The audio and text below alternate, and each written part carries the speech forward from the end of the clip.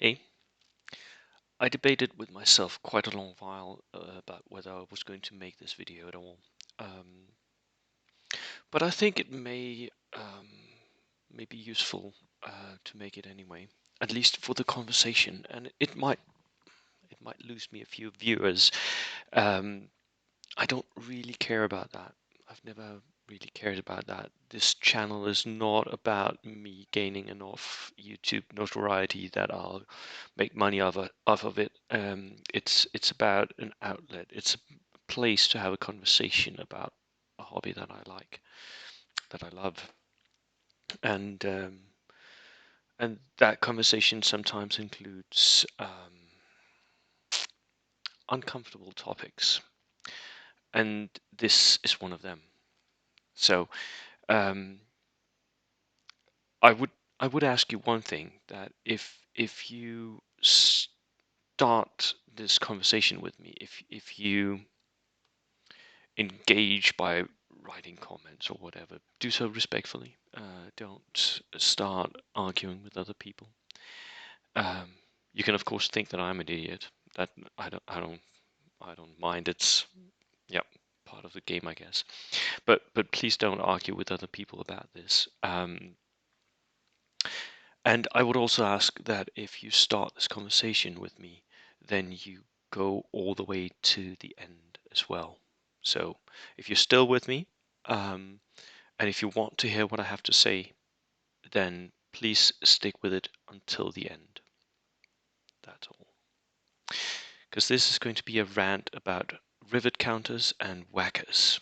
Um, so you already know that this is going to be controversial some way. As I mentioned, please don't start this unless you mean to finish it, unless you want to stick with me until the end. Now, this all started with a comment on one of my videos that made me just go and have a quick view at the statistics for my videos. The comment went something like this. It's just whacker players whining about casual players, and it's really the fault of the whackers because they have kicked noobs around and they could just have been nice about it. Which, okay, I'm not going to go into that comment specifically. And it's not to sort of out anyone, but it was what made me start to think about this again. I've already, like a few years ago, I made a series of videos that is no longer available. They were in Danish. They were for the Danish community alone, and they were about this topic and about my thoughts on it. And my thoughts haven't changed much since I made those videos. Like 2.5 years ago, I think it was. Um, and I also went through my list and I saw that there are some videos that some videos I only got positive feedback. Only people were only like thumbs up. This is cool. And then there was like one video that got dislikes. Um, Not many. You people are very nice, and you all know that what I'm here for. But one video did get dislikes. Um, Again, I'm not going to out which one and why. I'm not in the business of interpreting likes and dislikes at all. Um, But I think that there is something here that we need to discuss. There's something here that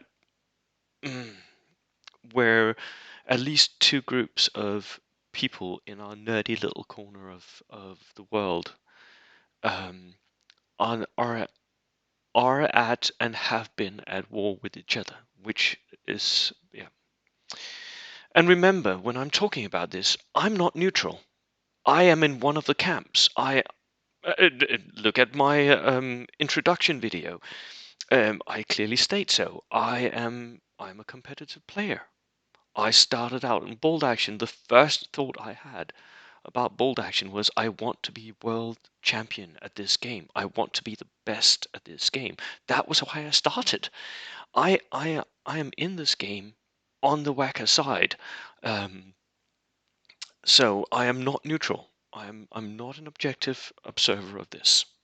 I'm just here to state what it is that it feels like to me and what my thoughts are about that. Um, and I will use the two terms here today. I will use the term WAAC'er, win at all cost, interchangeably with a competitive player, because the WAAC'er term is a disparaging term used by other groups of bold action players for players that they don't like, who are too competitive. Um, I will not. I don't term myself normally as a WAAC'er player, only in fun, but I am a competitive player. The difference for me is between some of the things that we may all have experienced in the old days when we all were playing Games Workshop games, 40k, between players who would do anything, because that's what a WAAC'er means, right? Win at all costs. They would do anything to win, up to and including slight rules bending, shall we say. And I don't think any of us really like that, so it's a really disparaging word to use about people, the WAAC'er. And the same can be said for the other term I'm going to use, rivet counters. Rivet counters is a disparaging word that competitive players use about people who are in the hobby for the history. Who will point out, and this is where it comes from, who point out that that tank doesn't have the right amount of rivets on its turret. And you're like, well, I don't care. It's a tank, whatever. And that term is used about the group of players that are maybe more interested in the historical or the casual aspects of the hobby. Um, So those are the two terms, and I'm going to say rivet counter. I'm going to say WAAC'er. Please don't get offended. I'm just using them because that is what people are using about each other in this conflict in the hobby. And it's not a conflict that goes on all the time, and it's not a conflict that everyone contributes to. It's not like you're all bad people or anything. It's just, it happens. So, from what I understand, being that I am in the WAAC'er camp, this is what really gets people about WAAC'ers. This is what hurts other people. WAAC'ers can be unfun. The games against people who are very, very competitive can be unfun um, for some people. It can feel like you don't have a chance in the game, and it's not about having fun together. It's about just beating the opponent as much as you possibly can. Um, and yes, I I completely understand that can feel like it. Um, I'm not trying to take that feeling away from you um, at all, but I will try and explain why WAAC'er players play like that in one of the later slides here. Um, it can also feel that what happens when people start playing to win, playing competitively, they develop the meta.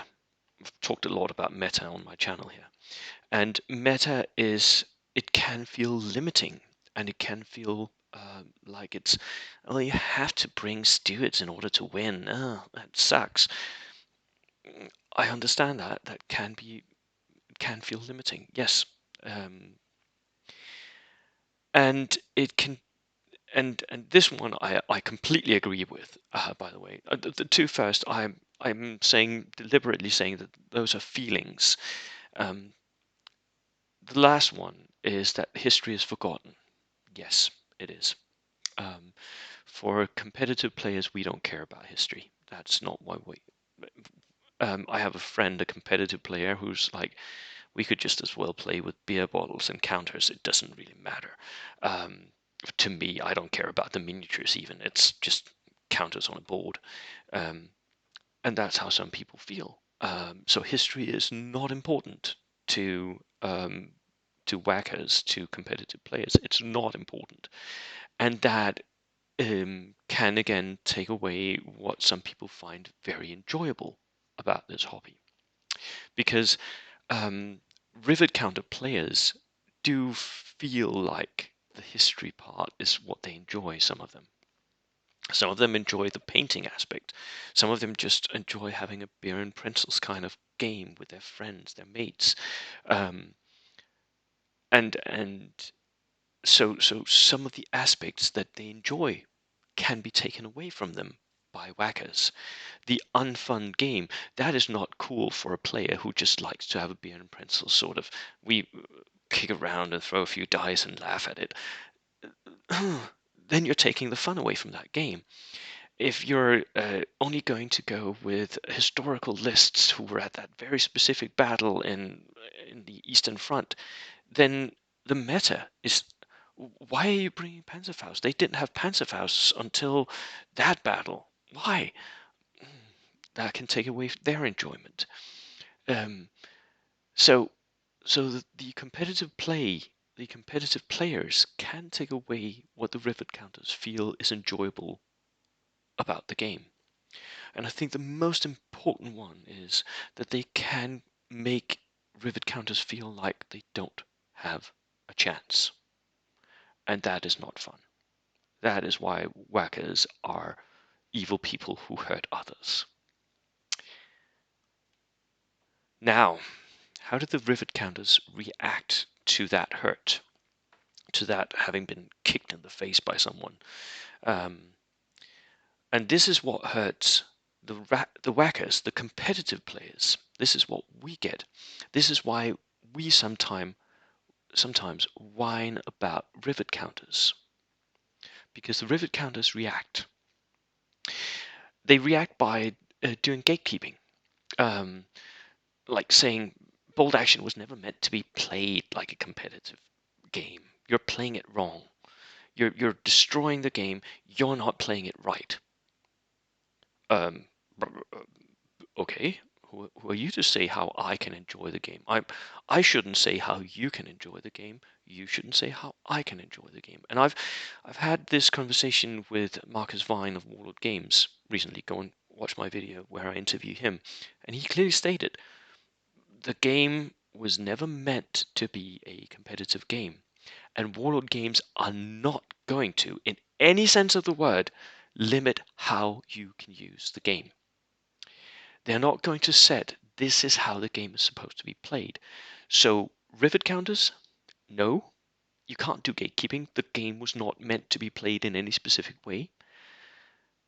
Whackers, no, you can't do gatekeeping. The game was not meant to be played in your specific way either. The game can be played.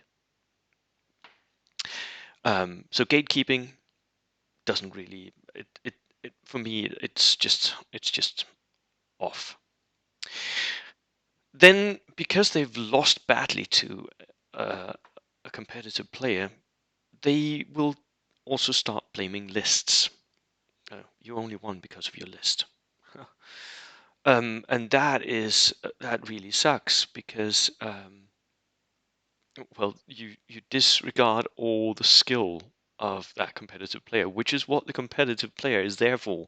He is there to match skills. So the rivet counters will try to take away what is fun for the competitive player, the matching of skills, the feeling that I actually won the game because I was better. They'll also make house rules. So you'll see packs that increase in size year by year by year as they nerf flamethrowers, nerf multi-rocket launchers, nerf whatever units they dislike. And it's often weirdly specific things. Sometimes not things that competitive players find overpowered at all. And sometimes it's even aimed at specific players. I have actually attended events where some players were more limited than other players, which is not cool. You shouldn't do that. That is not fair. So they will try to house rule everything, try to fix the game and make sure that it's played in a specific way that they like. And finally, they will go online and write nasty things. And it's not often, but it does happen. So nasty comments to competitive players or competitive TOs. Just try looking at some of the posts that sometimes pop up when players post a list on the Facebook forums, wanting competitive advice, and people are like, students are just OP and you should never. That's And of course they react this way, the Rivet-counters, because they have had an emotional reaction to an unfun game. So of course they react to that. None of these are particularly helpful, though. So I'm at one point going to address that and try to make it helpful comments here. Now, specifically to me and about me, all of these things have been said. You're just an evil whacker who loves kicking new players. Like, you just love winning over someone who hasn't got a chance. That has been said to me. You've broken the game. That has been said to me quite often. The game is not meant to be played like that. You've broken it. You've destroyed my game. You've, I mean, and you've found a way to win automatically. Again, that takes away any regard for skill level of the player. This wasn't a championship. This was just a list building championship. Congratulations, you've had the best list. I can't tell you how often I've heard that one. That one pops up a lot. Again, taking away any regard for the skill level and just saying it's all about list. And you know what? It's not. It's definitely not. I've been trying to prove this using actual statistics and math. And we can guess with a 60% accuracy. That's what I've been doing. Like every time a new tournament pops up and I see the list, I try to guess who's going to be in the top 5, who's going to be in the bottom 5. And I'm 60% accurate just going on lists. But if you know the players, you're 80% accurate. Why this difference? Because it's not about the lists. It's about the players. So anyone who ever said that to me, F off, because it's not. It's definitely not. Yes, lists help. 60%, that is a statistically significant percent, but it's not 80%. So it's not list building championships when people play in competitive tournaments. It is not. It's not the list that does everything. The list will help, but it is your skill that will get you first place. Why don't the best players bring weaker lists? Well, I've had that said to me many times. And that only makes sense if you're a rivet counter who doesn't want tournaments. It makes no sense, that one, if you're a competitive player. If you're a rivet counter, then that makes sense because you want equal games. You want games where everyone has an equal chance. You want games where you minimize the non-game, like the effect that list building and pre-planning, you want to minimize that. You want to minimize that, and you just want what's happening on the table itself to determine the outcome of a game. So you would really like to see players who are good bring lists that are comparatively weaker than players who are not good. For a competitive player, that is playing with a handicap, and that can make sense if the game wasn't so complex. We're not playing golf here. We're not just hitting a golf ball and putting it in a hole. This has way more moving parts than that. So we're not playing golf.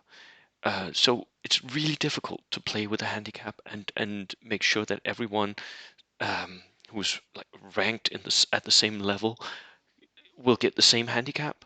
That is extremely complex. And for good players, what you want to do is you want to maximize your chances of winning. You want to prepare. You want to be able to know what your list is doing.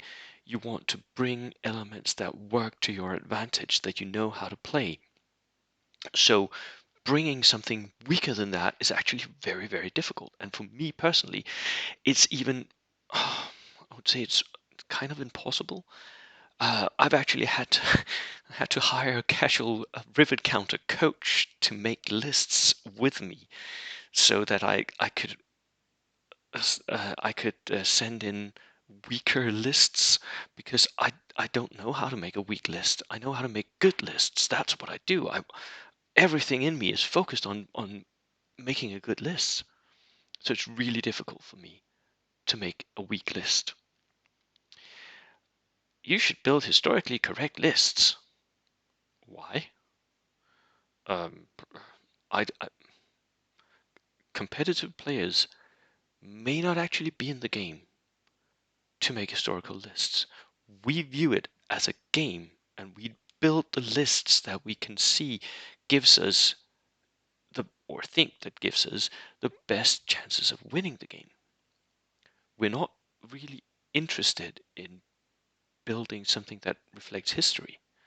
Um, why do people play 40k? They don't play it for the fluff necessarily, right? They play it because they like how their army feels on the tabletop. Although some may play 40k because of, I like the fluff of whatever Eldars or whatever. They're not called Eldars anymore, are they? Just showed my age, didn't I? Um, but most of the time, that there is no historically correct in a fantasy game, in a sci-fi game. There is here, but competitive players don't really care about it. That's not why they play. They play because it's a game. You bring auto-win lists. God, I've had that said so many times. And auto-win units. Um, no, I can lose games. I can definitely lose games. You saying that to me takes away the one thing that I think is important, namely that I am better than you, that I won because I'm better than you. The list did not win me the game, although it can happen that lists can sometime. You you can have a matchup where one list is just, it has a hard counter and that's the other list. That can happen, but it's very, very rare in my experience that you have games that are completely and only decided by the lists. The same is actually true about dice as well. You don't typically have games that are only decided by the dice. Even games where one part feels like they haven't got much of a chance are determined by a lot of other factors than the dice and the lists. I've made videos about that as well. So all of these things have been said about me. When this is done, I try to rise above it. I try to remember that this is the other party in this discussion having an emotional reaction to losing a game and feeling like it's unfun. But the other side also forgets that I have an emotional investment in this game too. I play this game because I love it as well, some aspect of it, and they're trying to take that away from me. So I think this is not helpful. So what is the real problem here? I think the real problem is that there are different things about the hobby that people can enjoy. And that's also the benefit, right? That's why it attracts so many different people.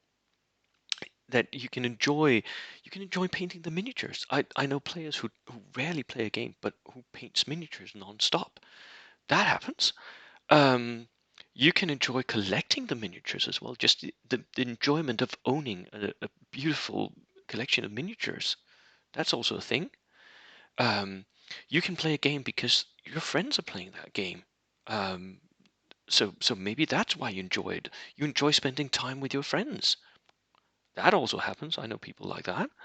Um, you can enjoy the game because it reflects history, and you're really into history, and you go to museums and it's all cool, and you see that tiger tank and you really like it because you can enjoy the game because there's like one specific army. You can really enjoy the aesthetics, that how it looks, and the like getting the uniforms just right, and that.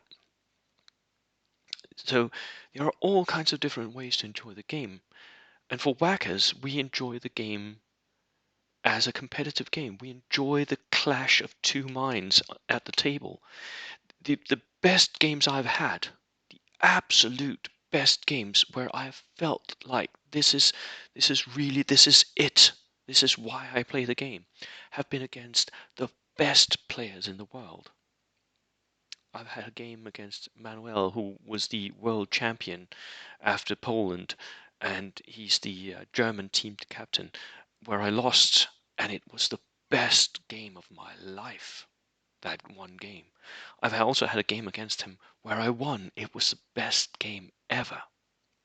I've had a game against Achilles, the Spanish star player, and he is such a good player. He's in my estimation, possibly the world's best player. Although there are a couple of other Spanish guys up there, Carlos and Ali as well. And they were the best games ever because they were a meeting of like minds. They were a meeting of skill level, of we all we knew we didn't even need to talk most of the games. And with some of the Spanish guys, we couldn't even talk. They were speaking Spanish. I know Danish and English and a little bit of German. That's it. We had no common language necessarily. We couldn't even speak to each other. We knew exactly what was going on all the time because both of us were, and exactly, it was a meeting of minds. It was brilliant. It was the best thing. That is what I enjoy. That level of competition where you don't even need to speak about the game anymore. That is so cool. Um, so what I think is the real problem here is not that there are different things that we enjoy about the hobby, but that there is an imbalance of expectations. When we meet up with an opponent, there can be an imbalance of expectations where one party expects one thing from the game and the other party expects something else. And that imbalance of expectations is exacerbated by an imbalance of skill. That sometimes one player is enormously much better than the other player at a game. And if the if the less skilled player is not aware that that is what's going on, then they will feel like they're just being rolled over instead of they will feel like they're being given a lesson in how to be better at the game. Um, because I always try to view my defeats as a lesson. I did something wrong. What did I do wrong? What did my opponent do right? Um, and that mentality is what will make your defeats the best part of the game because that's where you get better. And then, because of this imbalance of expectation, imbalance of skill, you start blaming something and you shift the blame away from yourself. That's a human thing. We all do it. We shift the blame onto something else. It was my dice. My dice were ice cold. It was my opponent's dice. They were definitely cooked in the microwave. Why? They were cooked. They could only roll sixes. It was my opponent's list. It was my opponent. It was the mission as well. The mission was just, it was crap. Um, all of those things where you start shifting the blame away from yourself for why you lost, and you're shifting the blame away from your emotions of this was not fun. Why was it not fun? It was not fun because my expectations were not met. And then we have to talk about the elephant in the room. Um, Somehow list building is slightly suspect here. And that is because many people expect that what determines a game is what happens at the actual table. And I would say that that is not completely so. With any game where you have an element of list building, with any game where you have an element of being able to prepare, which you can prepare for the missions. In most tournaments, you can even go and look at other people's lists. I am extremely good and very famous for doing this.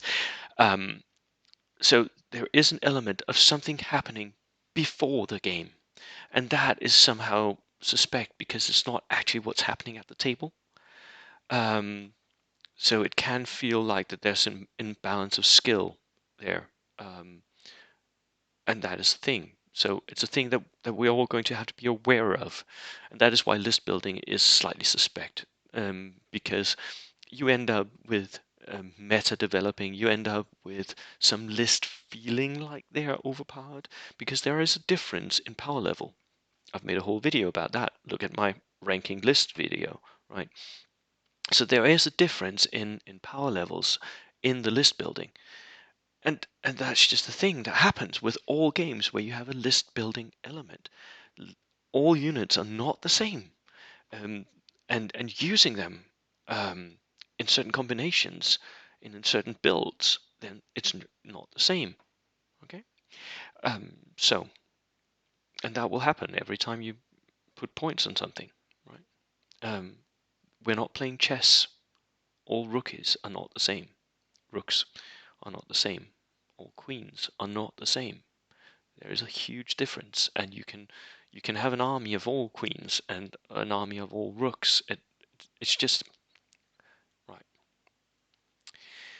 So that is the problem. How do we solve it? And this is where I wanted you to come at the end. I think that you should set very clear expectations for your events, and your packs should reflect this very, very clearly. So anyone who is TOing anything should be aware of what it is that they want and how their pack encourages certain things. And I'm not talking about making more house rules. No, I'm talking about, and I'll get back to this in a little bit. I'm talking about if you're running a certain type of event, and if you want that to be in a certain way, you want it to be a historical event, you want it to be a whatever event, your pack should very much be built to encourage that. For the individual players, I think we should try not to get emotional, especially when losing badly. So when you're losing, you should cheer for your opponent. I try always to do that. When my opponent gets that one magic 6 and my stewards blow up because he just hit it with a medium mortar, I cheer. Well done. Because why not? It's free. You're making your opponent happy, and it's free. You're giving him a nice experience at the table. So try not to get emotionally invested in losing. Try not to get angry about it. And if you lose badly, and then end the game by saying, right, what do you think I did wrong? I lost. You clearly rolled over me. Could I have done something different? Would that have changed the game in your view? Learn. I think that if you can do that, then that is a huge bonus to you and to everyone else. And the same goes for when you're winning. When you're winning, you should be extra gracious. You should be the best winner ever. I really try to do this. I'm sorry if I fail sometimes. I try to apologize when I roll well and just wipe out my opponent's units. Think, oh, that was bad luck. Sorry about this. Right, you know what's going to happen next. I'm going to charge that unit, right? So I'm going to try and be very gracious in victory. Uh, and I when I'm winning, I even try to give my opponent extra chances. So if he does something wrong, and he's like, oh, but I forgot that your unit, that unit, it has tough fighter, right?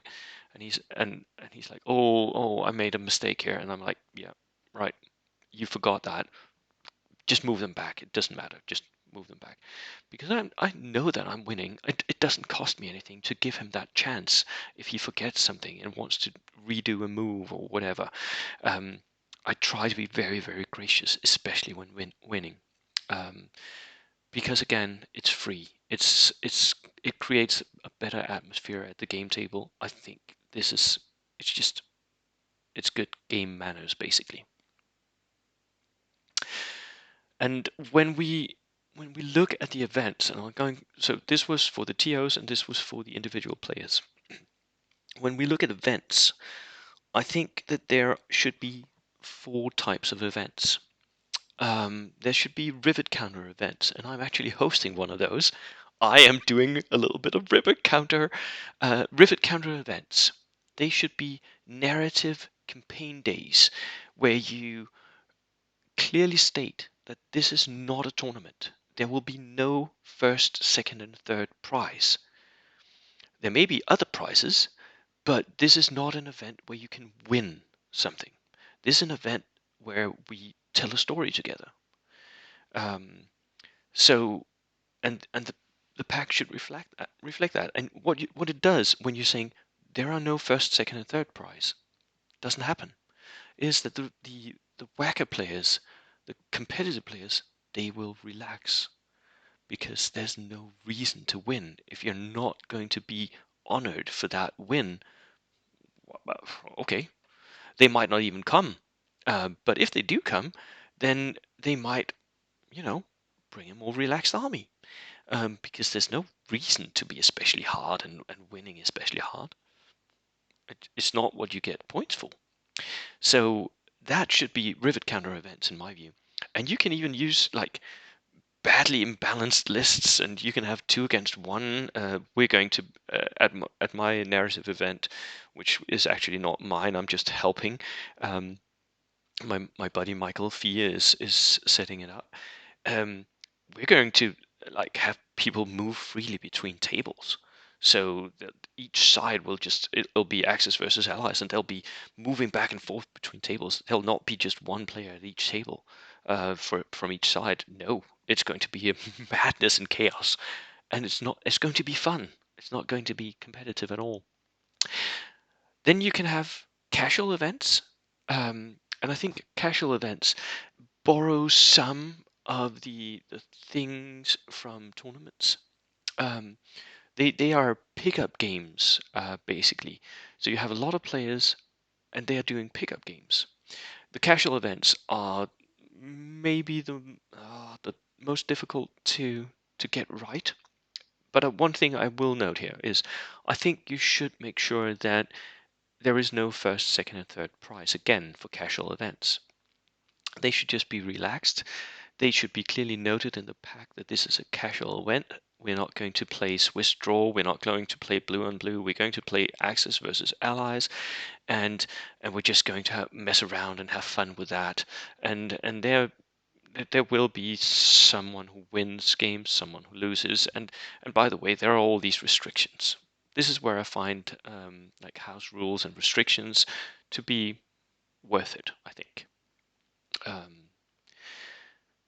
Then there should be tournaments, and tournaments come in 2 forms for me. There is the full-on tournament, the WAAC'er tournament, the Swiss draw, blue and blue. Bring all the worst you can get. One thing that you can do with these tournaments is you can limit what selectors. So only bring theater selectors, only bring generic reinforcement selectors. Everything goes, including tank platoons. Everything, just bring it. All of that. That is something that belongs in competitive tournaments. Competitive tournaments should be clearly noted as being competitive tournaments. You'll get prizes for winning. But I also think that competitive tournaments should give out prizes for losing, by the way. I think the first, second, and third, they should get a trophy. Nothing more. I think the ones who are at the bottom, they need all the prizes, the goodies, the army box of new models or whatever. Give that to the people who lost because they had a rough time. They need the encouragement, right? But the winners, they were there to win. They're not there to pick up the best box out of the prize of goodies on the table. They're there to get the trophy. So the winners should only get the trophy. Maybe a little box of something, just to keep everyone happy. But the the prizes, the miniatures and all that, if you're sponsored, should go to the losers. That's my view, and I play to win. In rookie tournaments, that was a concept that I came up with. Then you sign up, and you sign up ranked. So if you're a newer player, then you sign up as a rookie. If you're a veteran player, someone who's played it for years, who knows the rules, whatever, then you sign up as a veteran. You can have some sign up as regulars, but that's another story. So what happens is the veterans are there to help the rookies. And you tell the veterans that. The veterans, you can't win anything. There's no prizes for you. You're just here to play games, and you're here to help and teach the rookies how to play the game. So the veterans are encouraged to bring non-competitive lists. The rookies are encouraged to learn from their defeats. That is what's so brilliant. And what I always do at my rookie tournaments is I give out first, second, and third prize to the rookies, even though they may came 10th, 11th, and 12th in the total ranking. The prizes can only be won by the rookies. And what I also do is, if you win first prize at one of my rookie tournaments, then you're immediately upgraded to regular. So, because you're no longer a rookie, right? You know how to win this now. You're now a regular. So you can only win a rookie tournament once.